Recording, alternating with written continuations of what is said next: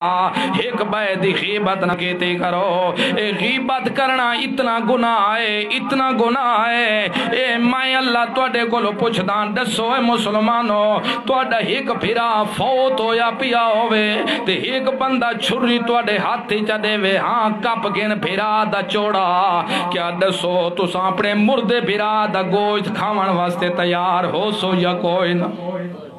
کوئی ہو سی مردے پھرا دا گوشت؟ فرمایا خبردار، غیبت کرنا اتنا جرم ہے جی میں سکے بھیرا مردے دا گوشت کھاونا ہے۔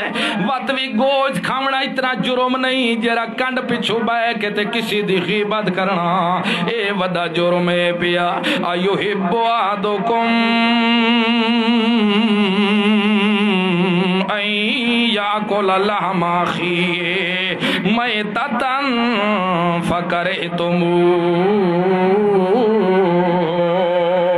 ایوہب احدکم، کیا توڑے جو کوئی بندہ اے گل پسند بھی کریں دے کہ کرے احدکم ان یاکل لحم اخیہ میتا، اپنے مردے بھرا دا گوشت کھاون واسطے تیار ہو جاوے۔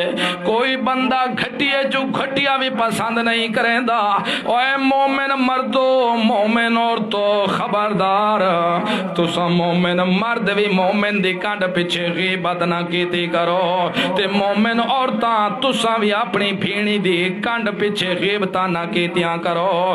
اتا غیبت کرنا اتنا جرم ہے جی میں مردے بھرا دا گوشت کھاونا ہے۔